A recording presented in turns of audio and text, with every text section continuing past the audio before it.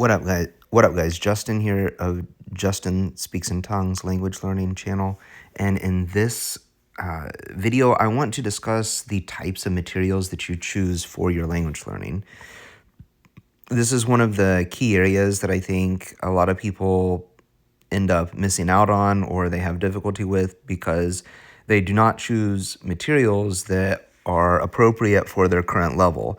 When you talk about immersion or you talk about the ideas of I+1, or they reference Stephen Krashen in the comprehensible input hypothesis, one of the most difficult things I think people struggle with is actually finding materials that are I+1 or finding materials that are comprehensible.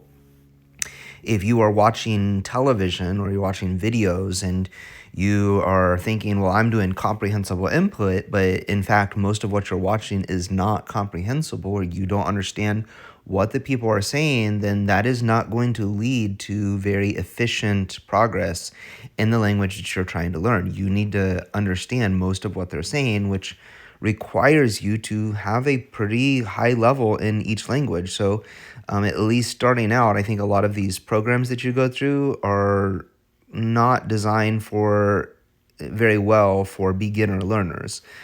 Link can, I think, have a lot of benefit because you're able to click on the words. But that being said, even in Link, you kind of really need to start out with a very basic, very introductory level if that's where you're at, is at a beginner. So I'm currently at a B1 level, or at least according to my test that I took on ChatGPT.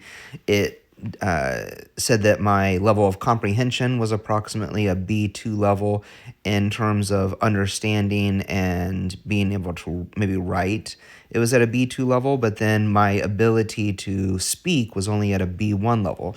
So I'm going to continue to hit that B1 or B2 level and slowly improve my fluidity in that at that level, and slowly improve my comprehension at that level. But I've actually had ChatGPT generate a lot of materials. So I have these dialogues. These actually start out as dialogues. Eventually I moved to journal entry monologues, which is what they are now. And you can see I go through and I read each of them. They're pretty short, between 3 to 4 minutes in length, and I read them over and over and over again. Usually I say them out loud, which I think is key and important. So, and people talk about this hurting your level of speaking, your speaking ability and your accent. This is not something I worry about, but your accent, like most things, improves over time with practice. So if you're saying, well, I don't want to start speaking because I'm afraid I'll lock in these things, I'll lock in bad habits.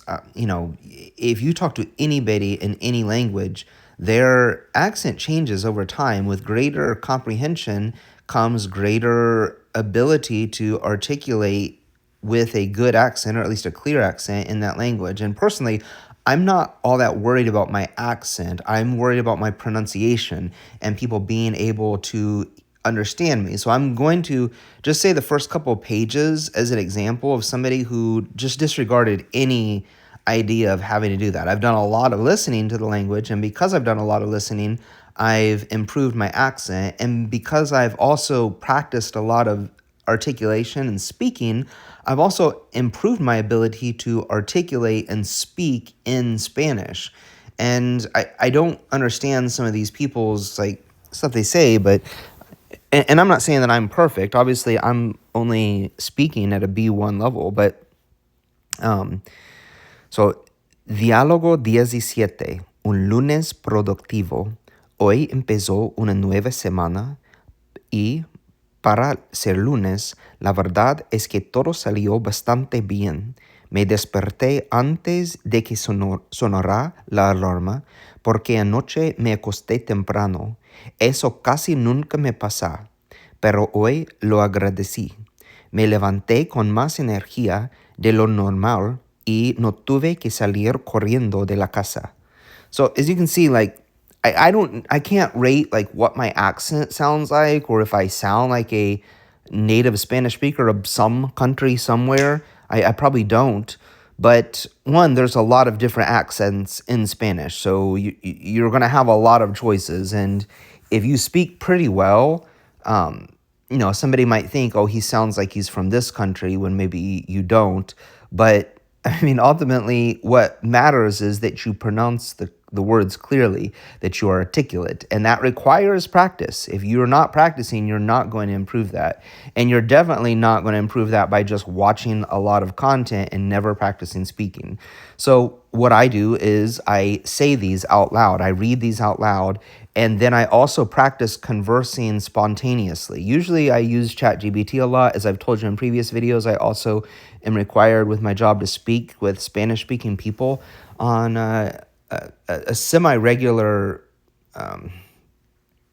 schedule. I mean, not that it's scheduled, but routinely I end up having to speak with Spanish-speaking people who do not speak English. And as a result, I get practice because we don't have availability of someone to come speak with those people otherwise. But as far as that goes, the level, though, is kind of what I wanted to address in this video. If you are, at, say, a A1 level, then you should probably be reading a lot of A2 materials and not going anywhere above that, and occasionally just reading at A1 level to increase your fluidity. So there's multiple aspects. If you can look at a word and figure out what it means after a few seconds, you're not very fluid with that set of vocabulary yet. So it would behoove you, it would benefit you to speak or to read a lot of your content at a lower level so that you get really fluid at understanding and comprehending all of the materials at that level without moving on too quickly. And that would improve your comprehension and your ability to follow the language. So you can see I'm within my link category here, which is what my current 1,000 hours in link progress is going. And all of the new material that I'm getting is, 5%, 4%, 4%. This is a novel that I'm reading that ChatGPT generated, and I gave it a prompt to produce a novel at this level, and I wanted it to kind of all be at that B2 level. And as a result, a lot of the vocabulary is very repetitive, and I see the content come by, and I get all of those things. I'm getting the aspect of fluidity because it's at my level. It's at a level where I understand a high degree of the materials and I'm not having to stop frequently. But it also improves my comprehension and my speaking. Whereas if, say, I was at a native-like level, there's a few novels I kind of have waiting on down the line. Here's Sherlock Holmes. I think this might be... you can see it's a little bit higher. There's a lot of unknown stuff. This is actually... whatever translation they're using of Sherlock Holmes here is probably more intended for kids or lower level learners. There's novels in these things that are like really probably pretty high. I don't know if I can go down to, well, maybe some of the podcasts would be kind of like that too.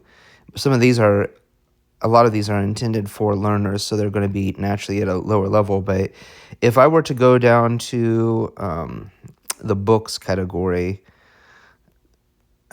there's usually is a books category somewhere. There's telenovelas from Mexico. I don't know what kind of vocabulary that would have. I'm not really a telenovela kind of person exactly.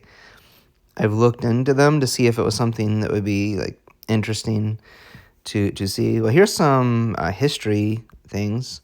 Dia de Muertos would be interesting. So it's a little bit beyond my level, but not by much. It's probably a lot. I would actually understand a lot of that.